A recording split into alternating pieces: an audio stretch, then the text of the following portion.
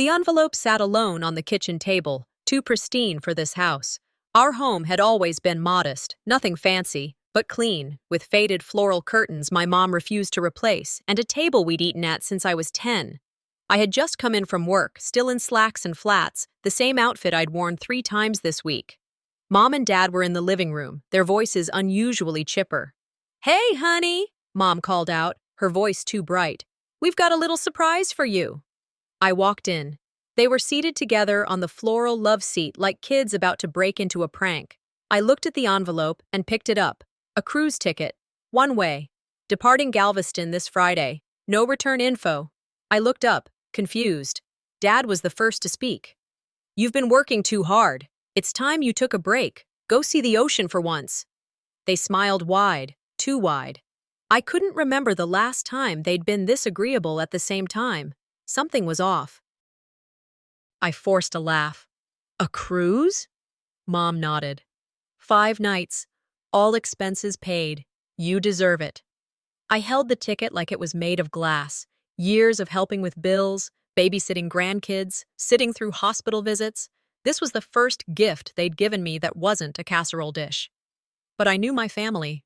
And in my family, generosity always came with a hidden invoice. The envelope didn't say it, but I felt it. This wasn't about me relaxing. This was about me being somewhere else, out of the way, again. That night, I sat on the edge of my bed, ticket in hand. I studied it like it might suddenly explain itself.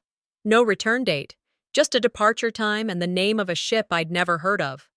When I asked Mom about it, she waved her hand.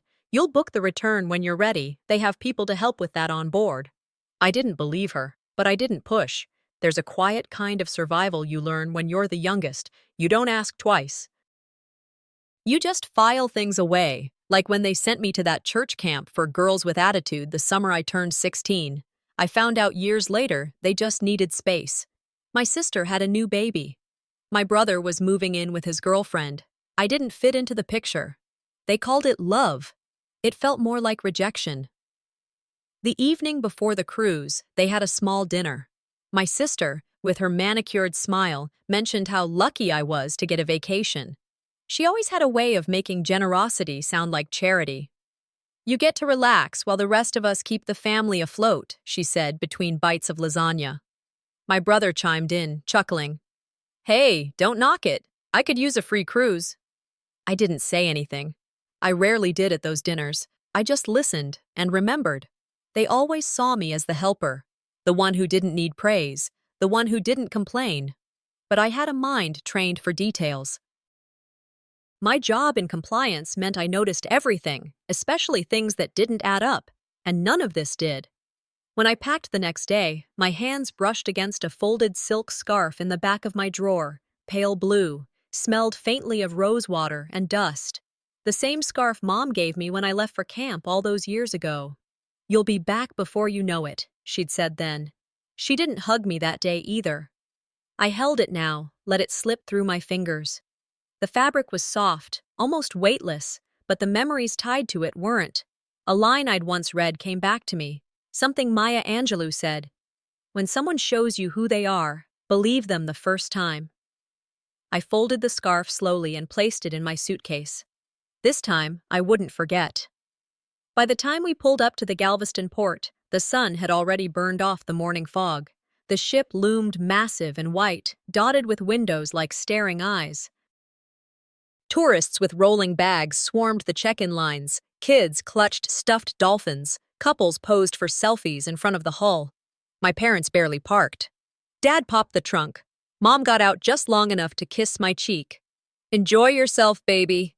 I nodded, swallowing the questions I'd been rehearsing. They were gone before I reached the terminal doors. The staff wore bright polo shirts and clipboards. I tried to mirror their cheer, smiling thinly, waving my ID when asked. Inside, the air smelled of salt, sunscreen, and manufactured enthusiasm. I kept my bag close and the ticket closer. Still no return date. I stood still for a moment, watching families laugh, friends clink pre-boarding drinks, music blaring from the overhead speakers. I felt like a mannequin, dressed up but hollowed out. The sea stretched behind the ship like a promise too big to trust. It smelled like freedom, but it also smelled like a trap. She had just stepped aboard when an announcement echoed across the deck. Her name wasn't on the return list. The moment that announcement rang out, my name not being on the return list, something inside me clenched, sharp and certain. I didn't react outwardly, just adjusted my grip on the ticket and walked forward like I hadn't heard a thing. Smiled politely at the crew member, nodded like I understood. I've learned to wear calm like a second skin. But inside, alarms were going off. The next morning, I went straight to the guest services desk. I told them I'd noticed my cruise reservation didn't mention a return port or flight. The young man behind the desk, badge said Cody, offered a practiced smile. "Oh, we get that question a lot," he said, tapping the screen.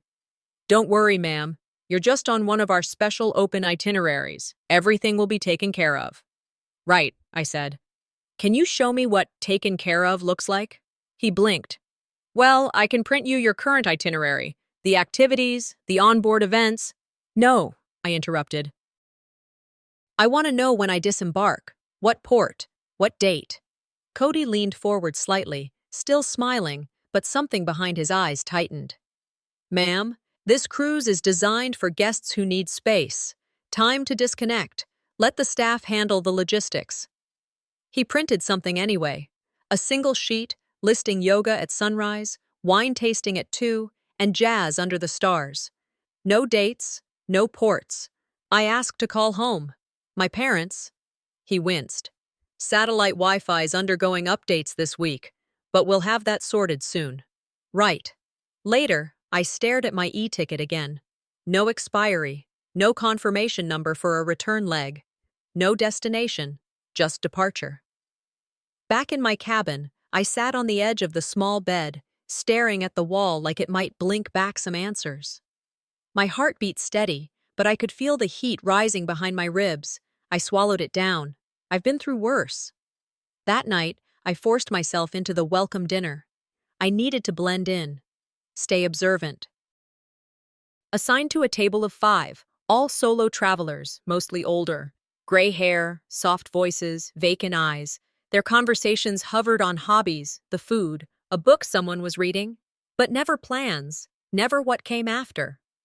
One woman, Margaret, white curls, high cheekbones, pearl necklace, leaned in after dessert and said almost too softly, "I just go where they send me.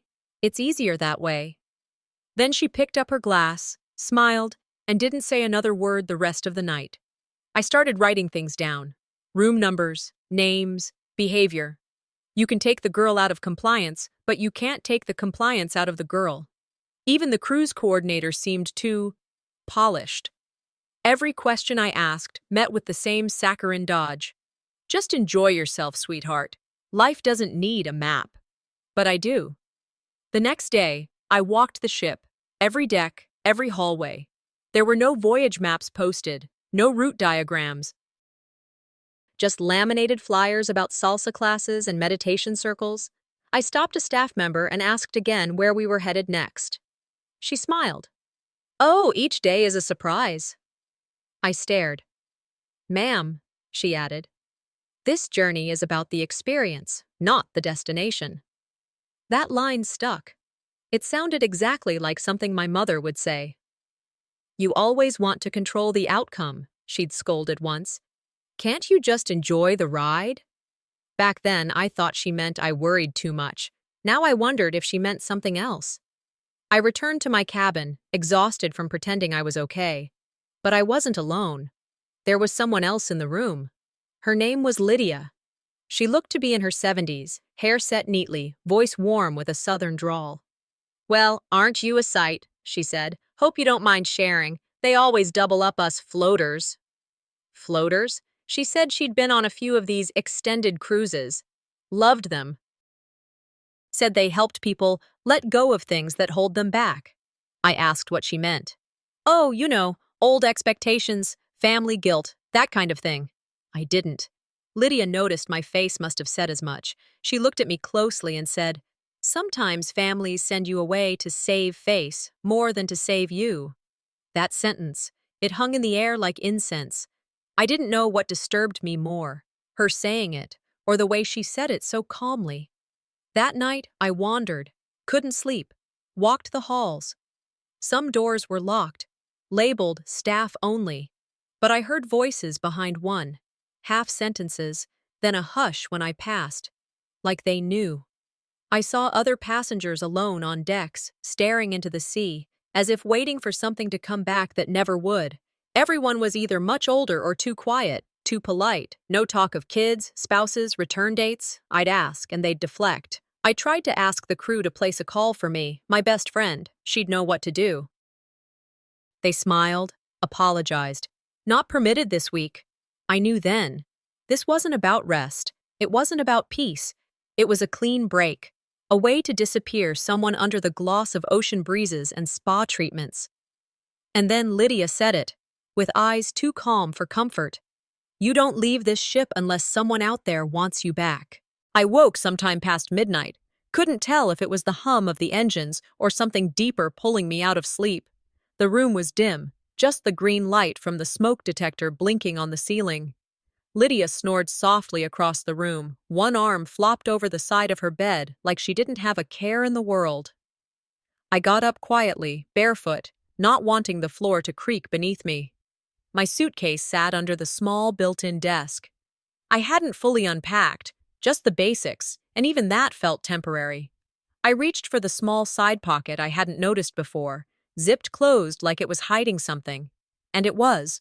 A letter, folded precisely in three, tucked in a cheap envelope with no return name. I knew my mother's handwriting instantly, that neat, rigid cursive she always used for church Christmas cards. My stomach turned before I even opened it. Delara, I hope you understand someday. We did this because we love you. You've always been too intense, too much for this family. You gave so much, but never learned how to take care of yourself. This cruise is our gift, a chance to let go. Maybe out there, you'll find peace, even if it's not near us. Mom. I read it 3 times, sat down on the bed. The 4th time, I caught what she didn't write. No comeback soon, no date, no forwarding contact, not even a love, Mom. They had planned this, not in some frantic last-minute way, but carefully, like sending off a package with no return label, like a mercy killing. Only I was still breathing. I didn't cry. I didn't scream. My hands just trembled, resting on my thighs like they didn't belong to me. And for the first time since I boarded, I stopped hoping they'd made a mistake. They hadn't. Later, around dawn, I wandered the upper deck. It was quiet, damp from ocean mist, and smelled like metal and salt. I spotted a chair near the railing with an old pair of binoculars resting on the armrest. No one in sight. I picked them up, looked out over the endless water. Nothing. Not a shadow of land, just blue stretched out until it turned to gray. Behind me, 2 staff members walked past, unaware I was crouched beside the maintenance door. One of them said, "That one's still alert. Might need to delay group transfer until she's calmer." They didn't say my name, but I knew. I stayed crouched there, pressing the binoculars to my chest, knuckles turning white. Group transfer. Still alert. Words like tranquilizers, euphemisms wrapped in hospitality. By breakfast, every smile felt loaded. The small talk, the live music, the dancers spinning in costume last night, all of it looked different now. Choreographed, like a goodbye show nobody wanted to admit they were part of. Lydia noticed my silence over tea. "You're quiet today." I just stared at her. She set down her spoon, speaking slowly. "They can't hurt you if you pretend you don't see it." That sounded rehearsed. Maybe even something she'd been told once. I remembered Dad, years ago, after a therapy session he never wanted to attend. "You take everything too personally, Delara," he'd said. "Not everything's about you." But what if it was? What if everything I'd been trained to ignore, every cold shoulder, every whispered decision I wasn't included in, wasn't just bad luck? That afternoon, I slipped through a hallway I'd seen a crew member leave unattended. Found a tablet resting on a cart beside cleaning supplies. I opened it, logged in automatically. Passenger manifest. I searched my name. Delara Noor. Status, observation. Pending classification. I scrolled. Other names I recognized from dinner. Margaret, Richard, their statuses? Transferred. Permanent. I tried to take a picture with my phone. The file deleted itself within seconds. Like the tablet knew. I stared at my screen, then the hallway, waiting for footsteps. None came, but the walls suddenly felt tighter, the air thinner, like the ship itself was watching me. That night, back in the cabin, I started writing. Every detail I could recall. Who I saw, what they said. I didn't know who would ever read it, but it made me feel less erased. At 2 a.m., the intercom buzzed alive. Guests are advised to trust the process. I froze. That was what my therapist used to say, back when my parents skipped out on counseling halfway through, back when I thought healing was a shared effort. They didn't want healing. They wanted me. Elsewhere. And now, here I was. When I looked out over that endless ocean again, I knew. I wasn't meant to come back from this. I first heard the announcement over the intercom just after sunset. It was meant to sound casual, cheerful even, like the captain himself was doing a little PR. All passengers invited to the family forum, please report to the main lounge. Guests listed have received itinerary updates. It sounded innocent enough, unless you knew how to listen. I looked down at my wristband. No blinking light, no itinerary update, just a dead silence. I stepped out into the hallway and watched as clusters of passengers headed toward the lounge, wristbands lighting up green as they passed the sensors. I recognized a few from the dining tables, smiling, chatting, looking too comfortable. Dorian was there, clipboard in hand, nodding as people passed. My brother stood beside him. I caught a glimpse of his face, relaxed, amused, his wrist lit green. I waited for mine to blink. It never did. Check your messages later, a nearby staff member mumbled when I asked. She didn't even make eye contact. I stood still, stomach tight, watching my sister walk past. Her eyes flicked toward me and quickly away, like I wasn't even there. They'd excluded me. Deliberately. My name hadn't been forgotten. It had been removed. Not long after, I walked into the lounge on my own. Early. Quiet. I acted like I belonged there because I wasn't ready to admit I didn't. The room was prepped, seating in clusters, soft jazz playing overhead, screens with rotating names. I moved past a table where event papers were being sorted. Nobody stopped me. They never do when you walk like you're supposed to be there. I found a printed family itinerary, neatly stapled. Under Noor family, only 2 names listed, Farah and Dorian. My name wasn't even scratched out. It was just gone, like it had never existed. I took a photo of the page. Steady hands, no shaking this time. It reminded me of that birthday, my 30th. Everyone signed the card except them. And when I asked, they said, "Oh, we thought you were out of town." Even then, I'd made excuses for them. Not anymore. If they won't include me, I muttered, slipping the paper back into the stack, then I'll record every damn step they take without me. Later that night, during the dinner buffet, I saw my opening. An older crew member, silver-haired and distracted, stood beside the carving station. I slid next to him, smiled politely. "Excuse me," I said, voice light. "I think I missed an invite to the family forum tonight." He glanced sideways at me, didn't smile back. "Not your kind of meeting," he said flatly, then turned away. That phrase stuck to me like grease. I stood there, plate in hand, watching him disappear into the kitchen. I almost followed, almost grabbed him by the elbow and made him say it to my face again. But I didn't. Not then.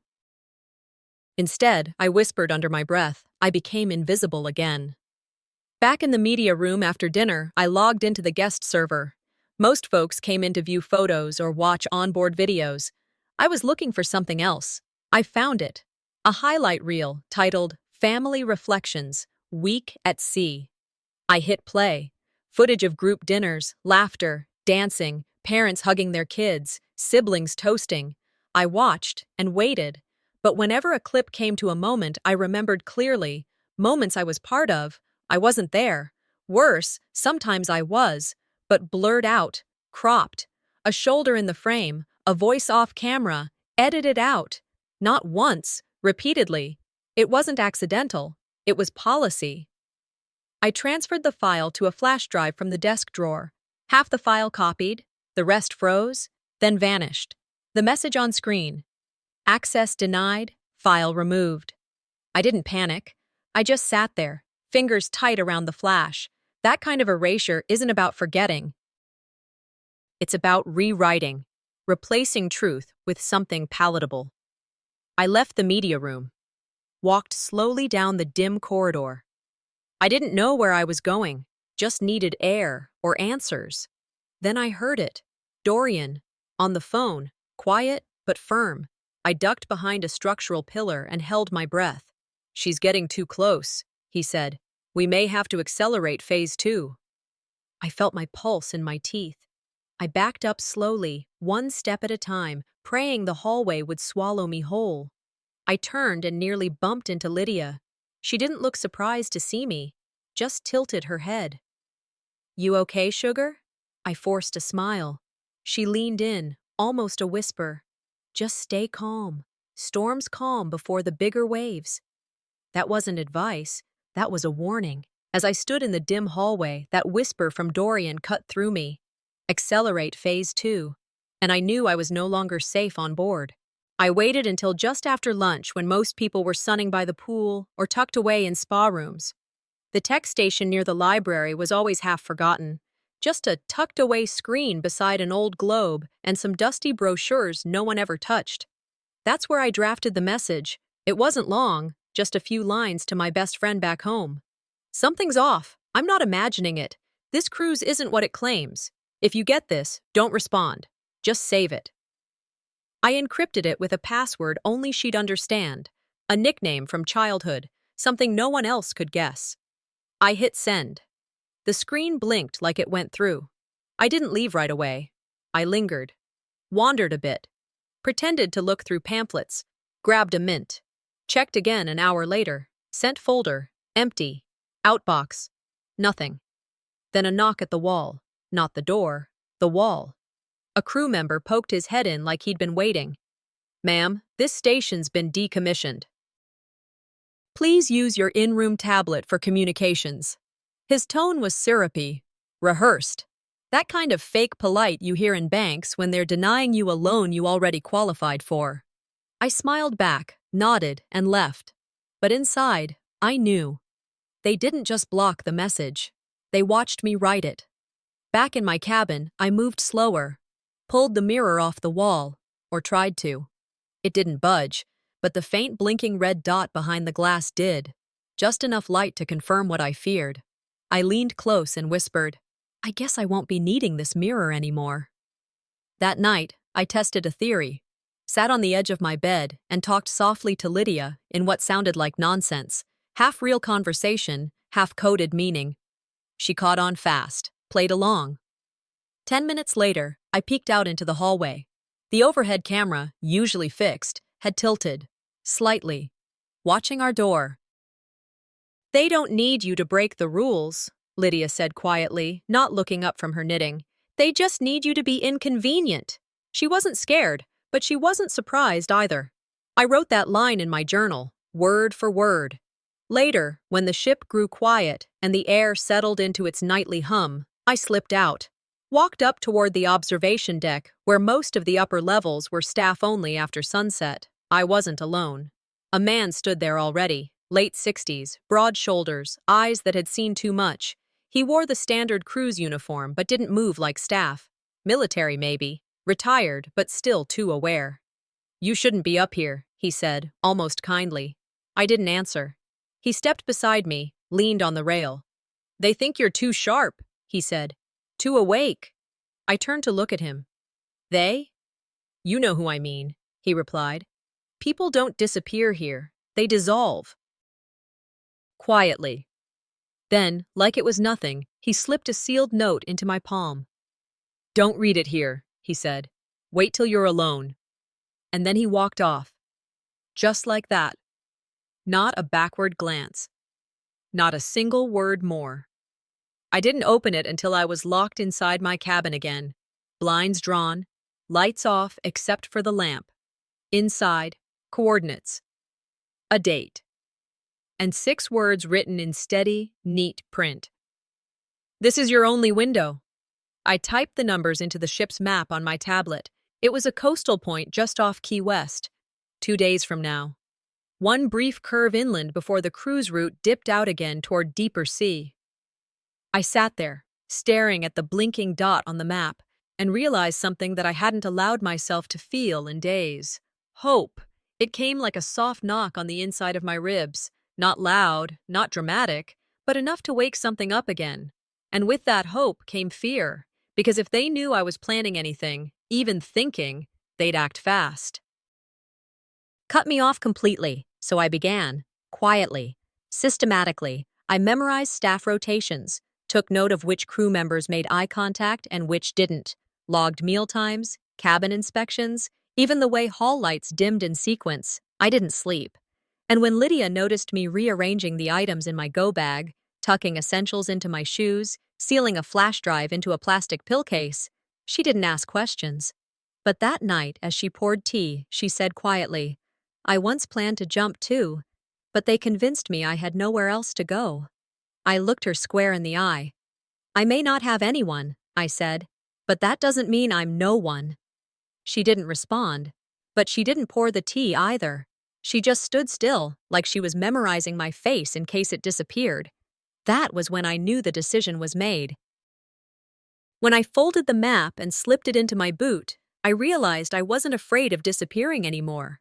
I was afraid of fading into who they wanted me to become. I tried logging into my onboard account late that afternoon just to check my remaining balance, see if I could purchase a private cabin transfer or upgrade my meal service. The screen blinked, loaded for a second, then threw a red message across the top.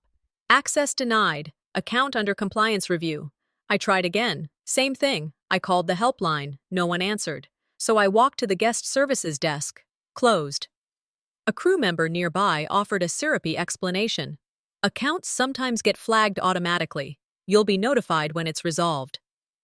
But I already knew what this was. They weren't reviewing me. They were revoking me. Quietly, piece by piece. I stood there, pretending to smile, but the knot in my chest throbbed. It wasn't just inconvenience. It was humiliation. It was powerlessness, designed like a slow bleed. No announcement, no confrontation, just disappearance by denial. I left without a word, walked the long hallway to the viewing deck to get air. That's when I saw the public financial roster posted near the lounge, something most passengers never glanced at. But I did. My name. Or rather, the lack of it. There it was, in plain print, one of the family trust portfolios. Previously assigned to me, now listed under Dorian's name. Transferred. As if I never had a claim. I stared at the laminated sheet for a long time, heart pounding in my throat. Then I took a photo. When I brought it up to a passing staff member, he barely looked. "That must be a clerical error," he said, before walking off. A clerical error. Like the time Dorian had told me at a family dinner years ago. "I'll protect the family name, even from you if I have to." And here it was again. Different setting, same hand on the knife. I clenched my fists. The betrayal had weight now, not just words, not just cold shoulders, but numbers. Legally adjusted numbers that would outlast me. At dinner that night, I didn't wait. The moment the entrees hit the table, I stood up, slowly, clearly, not with a dramatic speech, just a steady voice. "I'd like to know why my access to finances has been revoked, why my assets are being reassigned without consent." Every fork paused, chairs shifted. No one spoke until Dorian did, calmly but sharp as glass. "You weren't meant to speak tonight." The silence afterward was louder than his voice. Neris, ever the perfect hostess, offered a gentle smile and said, "Delara, maybe this isn't the best place to—" I cut her off. "The best place? You mean the place you all decided I'd never be part of again?" Her smile didn't move, but the gleam in her eyes did. Calculation, not compassion. I sat down, not because I was defeated, but because I knew I'd just made myself a target in full view.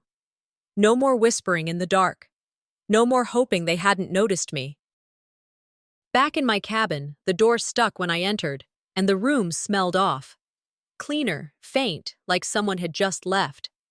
I went to my drawer, the one I kept locked, and found the lock broken. My journal was still there, but several pages were torn out. The list of names I'd recorded, gone, and my echo anchor scarf, the one thing that still reminded me of my mother's presence, shoved to the back of the closet, crushed, wrinkled like trash. I froze. Then I locked the door behind me, bolted it, sat down on the floor, back against the wall. They weren't just watching anymore. They were rewriting. I whispered aloud, to no one but myself, I won't let them rewrite me. That night, I stopped reacting.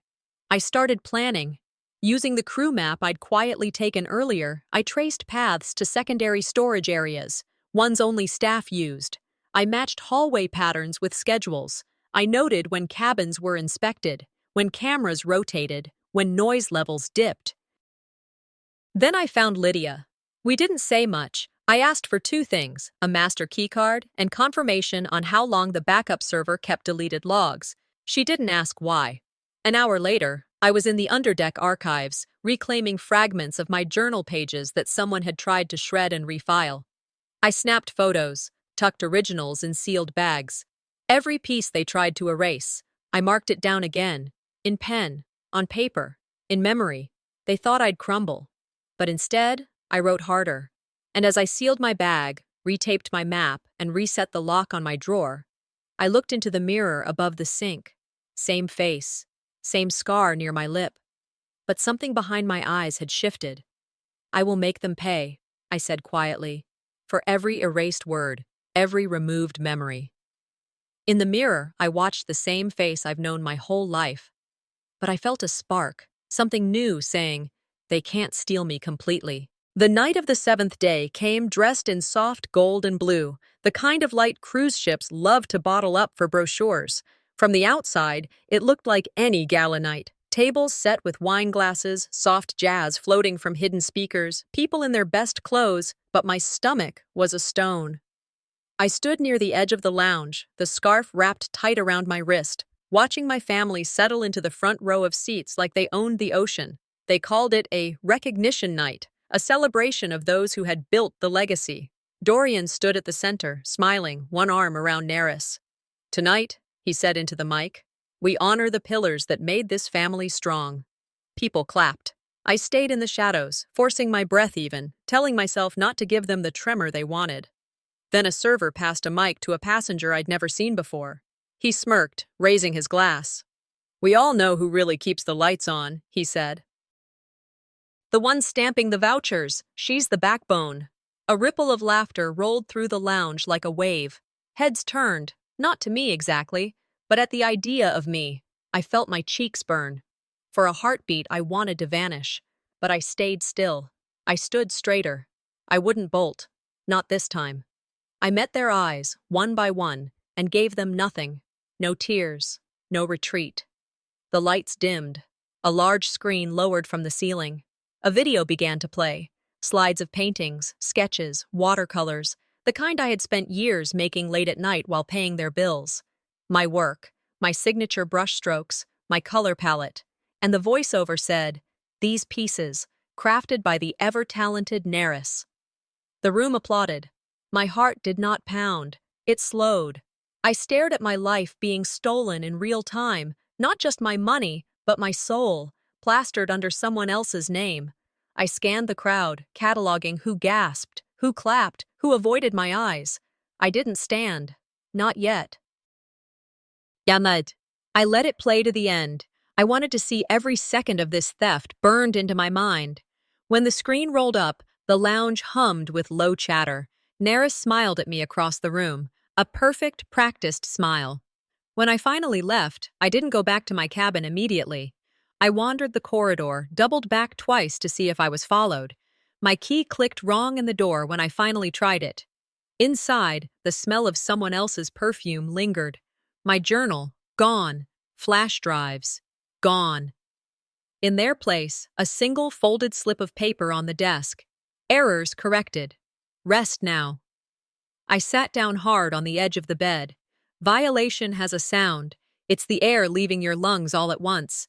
I pressed my palms to my knees until the shaking stopped. Then I got up, locked the door, and started moving my remaining evidence to new hiding places. They had broken in once. They wouldn't find everything next time. Later, in a quiet back hallway near the staff stairs, I found Harlan waiting. Lydia was already there, her hands clasped, her eyes darting to the corners like she was counting cameras. "They're escalating," Harlan said softly. "I used to protect people like you, but this ship's different. They'll strip you clean if you let them." He slid a small keycard into my palm. "Restricted archive. Might help you." Lydia added, "I'm with you. Even if I vanish too." Her voice cracked, but she didn't look away. For the first time, I didn't feel alone. For the first time, the fear shifted to something steadier. Back in my cabin, I wrapped the scarf tighter around my wrist. It wasn't just fabric anymore. It was a signal.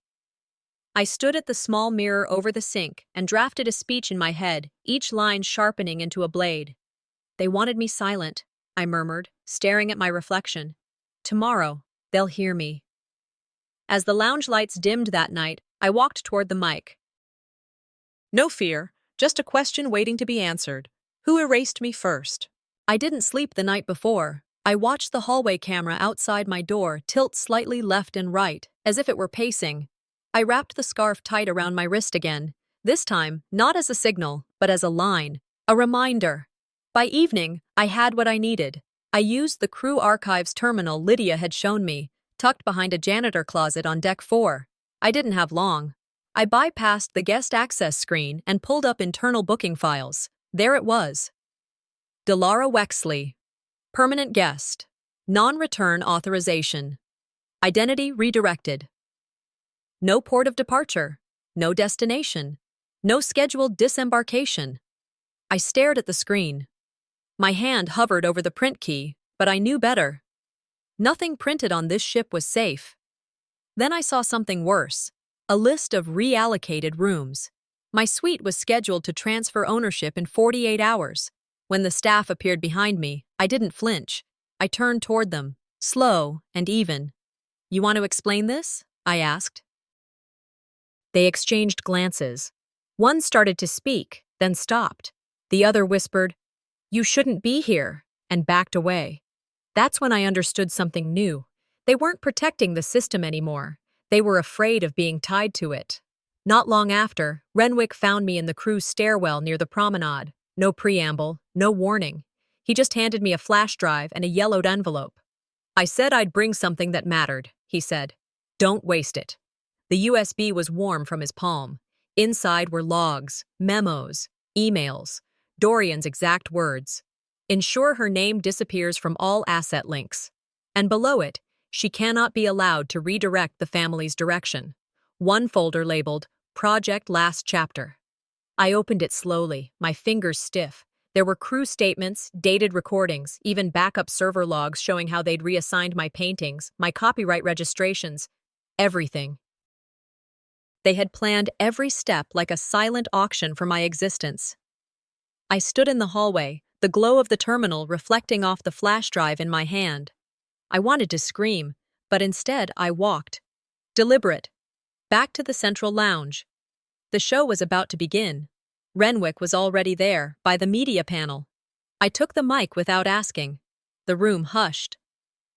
"To the guests and staff aboard," I said, "what you're about to see is not part of the itinerary." And we played it. The clips. The memos. Dorian's voice, smooth and sharp. She was never meant to last past the 8th day. Video logs of my work being scanned and rebranded. Footage of Neris rehearsing my speeches like a school play. The room cracked in half. Guests gasped. Staff looked cornered. Dorian's mouth opened, but nothing useful came out. Then he exploded. "Cut it! Shut it down!" "She's not authorized!" He ordered 2 crewmen to seize the console, but Lydia and Harlan had moved before he finished the sentence. Lydia slid in front of the projector. Harlan stood in the aisle, arms crossed. Someone in the back shouted, "Let her finish!" I held the mic tighter. This isn't about inheritance. It's not about business. It's about erasure. The screen flickered. One of the loyalists had pulled a cord, but I kept speaking. I opened my journal, or what was left of it. I read the last words I'd written before they disappeared. If you silence me, you do not bury me, you simply multiply me. The room stayed silent. I looked at every face, some stunned, some guilty, a few nodding. After it ended, I didn't stay for questions. I walked out. The night air on the upper deck cut sharp, like steel against skin. Back in my room, I barely got the door shut before my knees buckled. Not from fear, from release. Then came the knock. Just one. Quiet. A folded note slid under the door. They will retaliate tonight. I stood still. I looked at the scarf, now resting on the bed. I folded it with care, like it was a promise. Slipped the USB back into the lining of my boot. They had stripped everything I could name, but they couldn't take what I had just done. The lights in the lounge flickered back on, and the eyes of everyone I'd known went cold in recognition. They saw me now. I didn't wake up so much as I came out of a fog, the kind of fog that settles when adrenaline drains, and all that's left is the weight of your own heartbeat. The hallway outside my cabin was still. No footsteps, no whispering, just silence. I stepped out barefoot. No one stopped me. No one looked twice. For the first time in 8 days, it felt like I wasn't being watched for weakness. A woman in a blue shawl passed me near the elevator and gave a small nod. Not pity, not praise, just recognition. That one look said, I saw what they tried to do to you. And you're still standing. I found myself on the upper deck before I even realized my legs were moving. The sky was breaking open with soft color, not fiery, not dramatic, gentle. A kind of mercy in the light. Surviving doesn't mean forgetting. I used to think it did, that moving on required some clean break. But no, survival is what you carry with you, not what you leave behind. Renwick found me leaning over the railing, holding coffee I hadn't tasted. He handed me a plain envelope, no words. This came through old archives, misfiled for years, but it was addressed to you. Thought you'd want it. His voice was low, like he wasn't sure I'd want to open it. I did. It was from my grandfather, his handwriting, unmistakable. Strong, slanted, the way he signed all my birthday cards as a kid. He wrote, "If you're reading this, it means the story got bent, but it was never lost. You were never invisible to me. You have always been the root and the branch, the family's mirror and its compass." He went on. How he'd set aside pieces of the estate in my name, but left it in Dorian's hands, trusting he'd be fair. Said he saw my strength in silence, and my vision in colors no one else noticed. My throat tightened, not from grief, but from knowing, after all those years of being told I didn't belong. The truth had always existed. Buried, maybe. But real. I wiped my eyes and sat with it. That's what clarity does. It doesn't shout. It just stays. Later that afternoon, Dorian requested to see me. He wanted to explain himself, of course. He said, "Let's talk like family." That phrase landed like acid. I agreed, with conditions. We met in the forward lounge. Open space, 2 crew watching. My phone on the table recording every word. He started with charm, a tone he used when we were kids, when he still thought I admired him. "I was trying to protect our name," he said. "You didn't understand the pressure." I let him finish. Then I said, "You don't protect something by erasing it. You rewrite history when you're scared of the truth." He tried deflection, blame, even pity. I didn't raise my voice. I didn't blink. "You don't get to define me anymore," I told him. "You don't get to explain away what you did." He stood there, silent, hands twitching near his pockets like a man who couldn't find his script. And I walked away, not because I was done, but because I didn't need anything more from him. That night, I moved to a new cabin, a part of the ship I'd never seen before. It faced the water, open horizon, no family portraits on the walls. I booked it under a different name, the old version of me, the one they thought would fold. She was gone. I left copies of the evidence with crew members I trusted, uploaded some to cloud lockers, Gave Renwick my journal's last entry, not for drama, for history. This story, I said to him, isn't mine alone anymore. Let it echo. The next morning, I stood by the railing, same spot, same wind, but I wasn't hiding behind it this time. My journal sat open beside me. I wasn't writing. I was reading it aloud. To no one, or maybe to everyone I used to be. Moving on isn't forgetting. It's choosing where to root next. And I had roots now, not in a place, not in a family, but in truth. The pain didn't vanish. But it had a shape now, a name, and I owned every piece of it. I turned to leave the deck, whispered under my breath, not to the ship, but to the version of me who once thought silence was survival.